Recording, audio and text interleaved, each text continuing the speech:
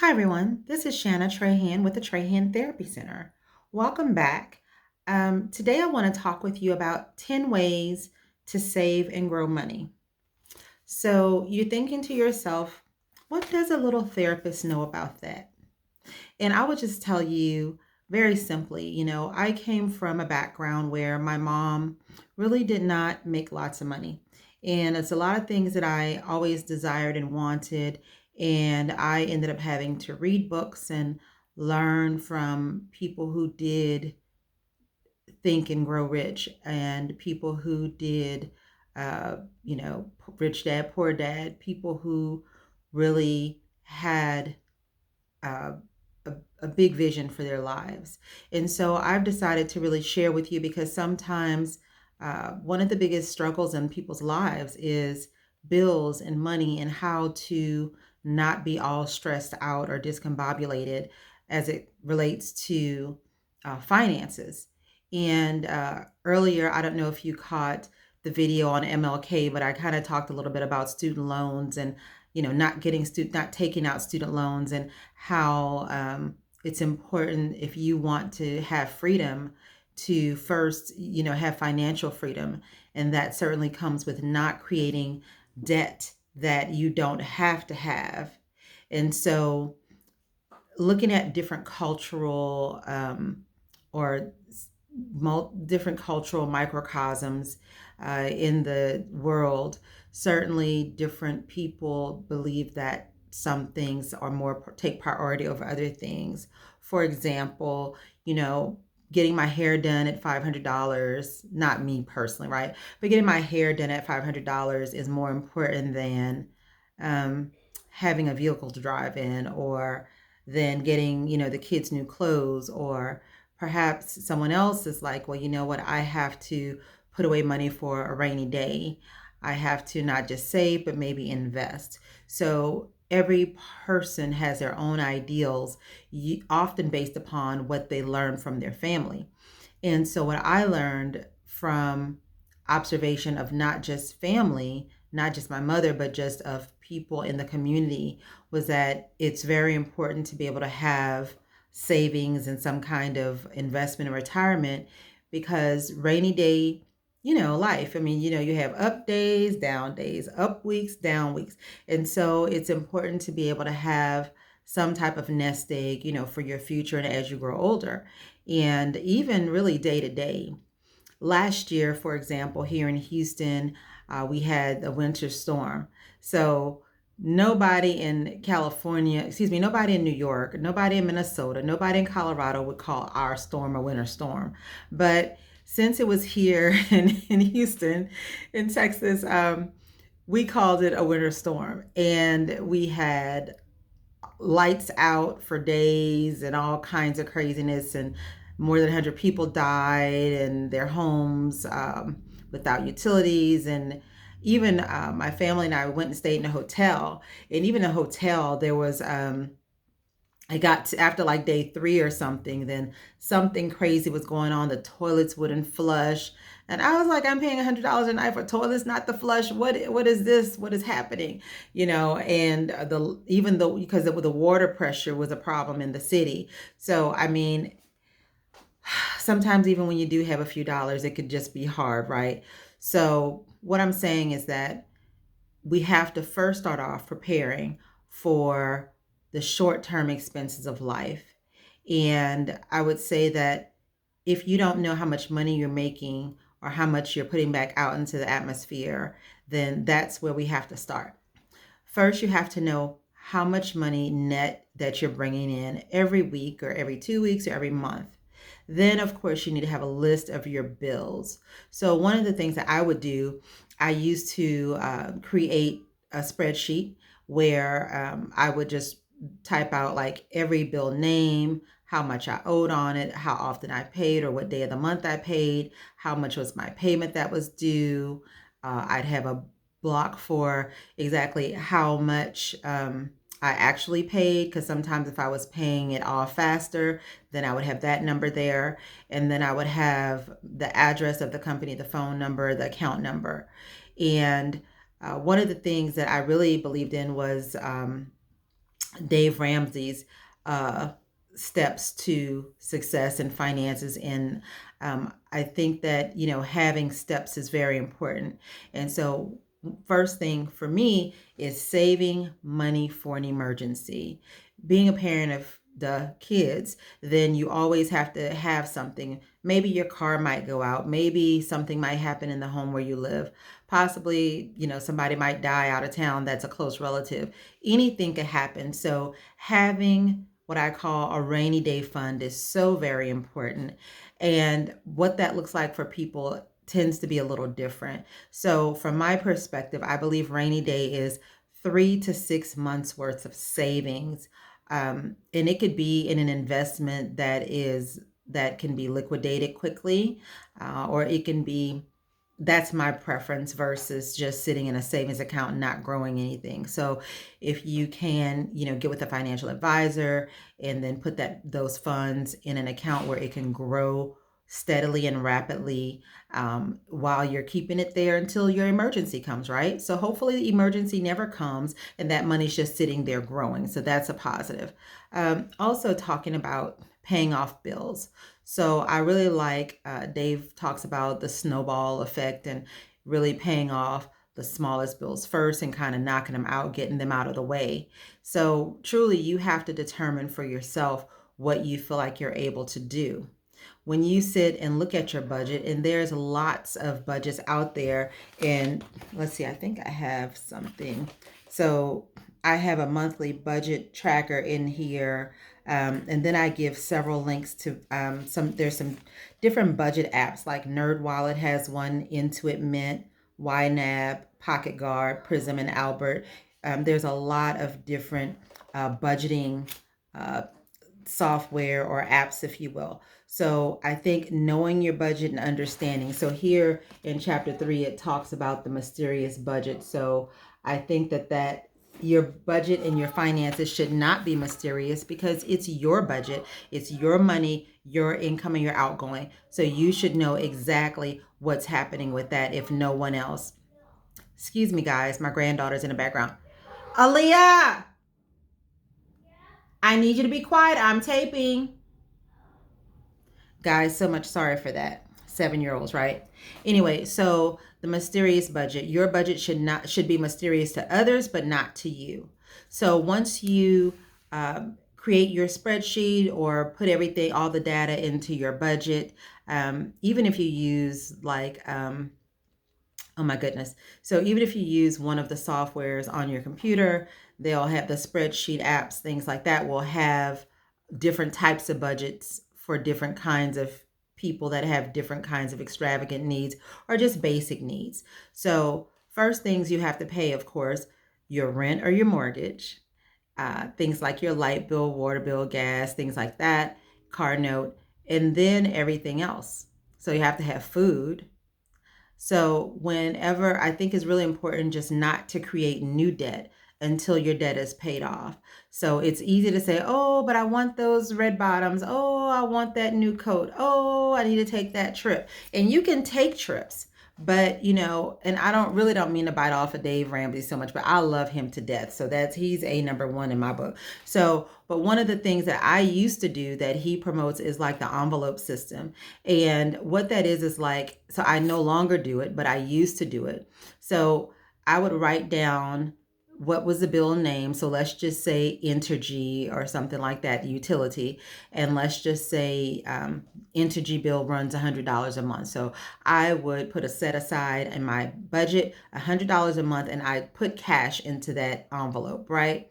And so all the things all of my bills, I'd write them down. I'd put the cash there. And then when it's time to pay them, then I put the money in the bank usually because I pay everything from the bank and then just pay it from there, right? And so that way that money would not get spent accidentally on, eating out at that lovely restaurant over at Maggiano's or over at Carrabba's or Outback or something on accident. So it's really important that you know what money you have to spend after. So even there was an envelope for entertainment purposes. So that way, sometimes we feel really good. We're just spending money. Then we get to the end of the month like, oh my God, what about this bill? So there is an envelope that you can do for entertainment. And even I talk about the budget in here. Let me see. There's a part where it breaks down different types of budgets. Let me just share with you really fast. Actually, there's just a few chapters here. So talk about the different chapters in the book. So I'll kind of go over those with you. And chapter 1, missed opportunities. Chapter 2, eat less and exercise more. Chapter 3, the mysterious budget. Chapter 4, spare change, saving it. Chapter 5, stuck on name brands. Chapter 6, couponing. Chapter 7, growing your money. Chapter 8, your commitment. And chapter 9 is resources. So this book can certainly be found online through Amazon and other places. And just to kind of I want to go ahead and read this to you. I think that this part is really important so you can kind of understand what's going on here. So the back of the book says, Shanna Trahan, author of 10 Ways to Be a Great Parent and Hurricane Katrina, A Spiritual Journey, is connected with the human psyche as she delivers this title, needed and desired by many. Saving and growing her own money and the money of others caused her to share this solution with you. Now the answers are available to everyone, anyone, everywhere. It says, money lies, only the rich get richer. The truth, people who study money and the ways to grow it and implement what they learn consistently over time grow rich. Only some people are meant to be rich. That's a money lie. The truth, riches come through great effort, purposeful and directed actions done consistently. Another money lie, if you don't know the rich, you can't become rich. The truth, you can get to know the rich through books and videos. Eventually, you can meet them. Money is the root of all evil. The truth, when people don't earn and grow money, they often resort to evil deeds to get money. You can borrow your way out of debt. The truth, the very meaning of borrowing is to be indebted to another. What do you think about that?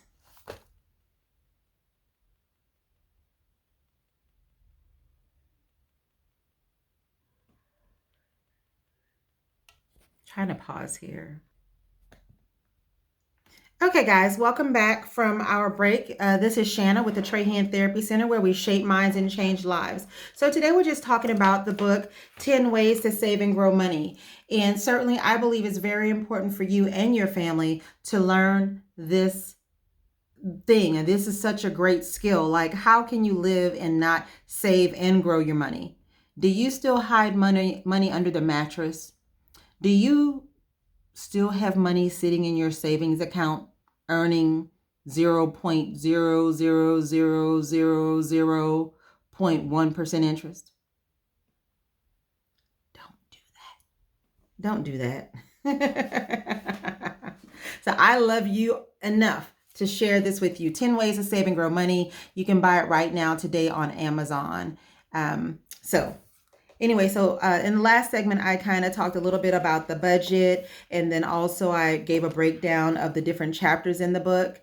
All 9 chapters, and chapter number 9 contains resources. And so also just kind of share with you the back of the book and all the things that it says. And the cool thing here is I share with you some of the money lies.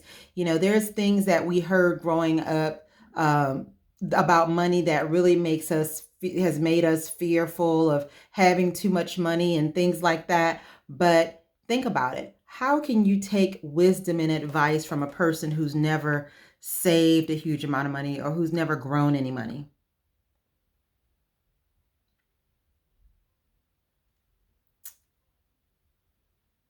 Yeah, that thing. That's like, how do you take, advice from someone on how to buy a car who's riding a bus, who's never bought a car? Okay. So I'm trying to help you. Okay. I love for my clients to really be, what do I say? I just want them to have all aspects of their lives put together. So it's not, mental health is number one, but part of mental health is not stressing over which bill do I pay, the light bill or the water bill. Part of having mental wellness is not wondering if I get to send my kid to school or if I have to buy groceries, right? So that's why this is a part of mental health. 10 ways to save and grow money. So one of the inspiration behind 10 ways to save and grow money was I was a school counselor at an elementary school in Austin ISD here in Texas. And the school was right across from a housing development, which was, just people whose finances were not that great. And I really thought about, I always was thinking about ways to help the community, help the people, help them. So the name of the school was Oak Springs Elementary. And I really must say that I really had some awesome parents there. And I always think, how can I help? How can I support? And anyway, so this book was birthed when I was in Austin and just thinking about a way to help support those people, but that live there. Today it's not just about them. This is global. Anybody can take this book and learn from it. This is a really good book. I would buy 5. If I have a family of 5, I would just buy 5 for every person in the household and sit down and have conversations and read chapters together once a week with the family, with the kids. Teach your kids about finances and money. Even if you didn't know, even if your parents did not teach you, the books are at such a nominal price that you could certainly afford to buy one for you and your sister, one for you and your brother. Share the wealth. When you talk about birthday gifts, some people don't really like reading. I will tell you that it's really an easy read. Let's see, I'm trying to see an easy way to kind of show you. It's really an easy read, and you see there's some different information in there, some things that you can work through, some charts and things, and really some questions to really make you think about, okay, what am I doing in this area? What do I really want with this part of my life? And what have I learned in the past? And what am I doing going forward? So 10 ways to save and grow money will take you from not knowing anything to understanding and realizing that you must create a plan, and that a part of that plan is going to be, as we talked about in the first segment, budgeting, coming up with a good budget, making sure that you get to save that 3 to 6 months, making sure that you do what Dave Ramsey calls, create that debt snowball, where you take the small bill, pay it off first, and then you take the money you were paying on that and add it on top of the next highest bill, all the way until the top until you pay off all the bills. It is possible. It is doable. Stop. I want you to go to your bank account right now. Open it up. Open up your Wells Fargo bank account. Look in there, your Chase bank account, your Regions bank account, whichever bank you have, Bank of America, whoever it is. Go in right now. Pause this video in a second after I say this. Go in there, and I want you to add up in the past 30 days. How much money did you spend on fast food? And when you add that number up and you think to yourself, wow, and I don't have any money saved, where do you start? You're going to have to start somewhere. Okay, guys, so I suggest 10 ways to save and grow money. So regarding chapter 1 is really good because it kind of, it's lots of questions there. So it's got questions and you're able to answer the questions, and actually it just makes you think about your current position. And then it gives you some background and history of some information and things that you actually grew up with, so that you recognize some of the lessons from some of the opportunities we've had as we were growing up. But because our parents didn't understand the true value in those things, some of our parents, then they might not have taught them to us directly. So that's chapter 1. Is pretty good. And chapter 2 is about exercise, eating less and exercising more. And I think that you'll find this to be a really interesting chapter, because sometimes, and especially I'm from the New Orleans area originally, right? So I mean, everything, we call New Orleans is a big easy. And so we eat everything, and we want some gumbo and some jambalaya, and we want some fried chicken. We want some catfish and some greens and some okra gumbo. I mean, we just want some of everything, right?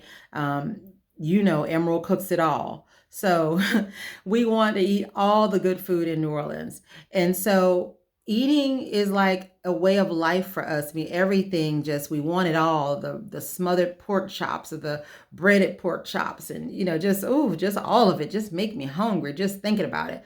But ultimately, we do have to look at what we're spending on food. And if we're actually spending in excess on food when we're not even really hungry, is it more of a habit versus something that we truly need for our health and well being? So I'm not one to tell you, hey, you're not hungry, but you have to recognize the difference between being hungry and being thirsty.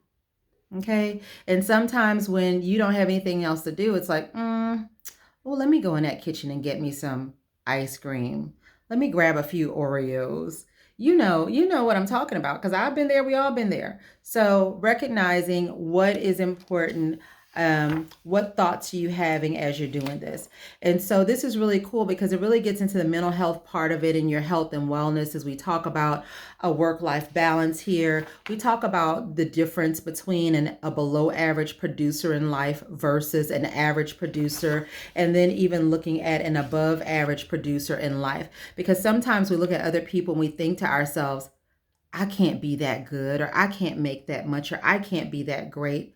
This book clearly shows you the difference in life, work-life balance between people who are low producers or have low output versus people that have high output and that are high producers. This book spills the beans. And then, it gives you an opportunity to kind of look at what your current situation is so that you can decide, hey, if this is where I am now, how do I make it to be a high producer? And so that part is really important. Also, looking at some things you might want to change in your life and setting goals for that. Because, of course, as we live in life, hopefully we are always a work in progress. None of us are at the end of the process. We're all works in progress. Okay? All right. So none of us has made it yet to the promised land. So it says here, chapter 3 talks about the mysterious budget. And it's so funny because it does. One of the things that it says here under true or false is asking, money is best under my mattress. Well, you know the answer to that. Anyway, so you have true and false questions. You have other questions where you can write out your answers and think through things. And so this is pretty cool. And we're just looking at areas you should consider when budgeting, some of those links that I kind of told you about earlier, some of the different types of budgets, and then also different budget strategies. I kind of break some of them down in here. And one of them is the envelope system, and I explain it for you. So just even further questions to ponder about budgeting.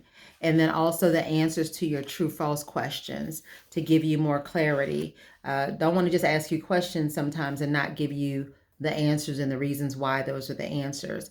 So we'll look at the Credit Counseling Society and some of the budget guidelines. And then we get to chapter 4, which talks about spare change.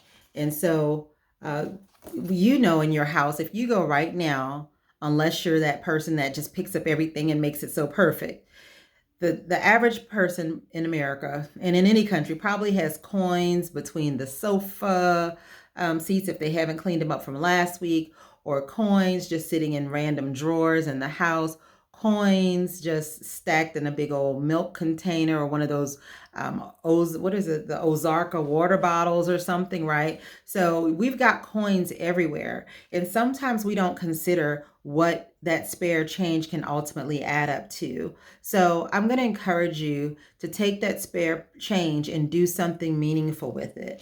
And so the first thing here, the first part, I'll read this to you. It says, what is spare change? It's the coins in the bottom of a purse, in a piggy bank, in an unused ashtray, under sofa pillows, in the 5-gallon water bottle, and what you get in your hand in a store when you give the clerk more than you owed her. So it just kind of, it's a really good read. It's really easy read, but it gives you facts of life to help you and support yourself and your family.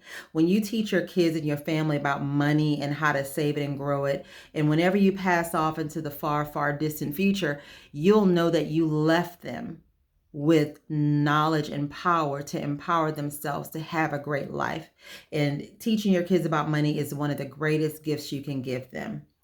So we talk about several different apps and how to use them and what they offer for that spare change. And then there's kind of a little review for things that you have read already from chapters 1 through 4.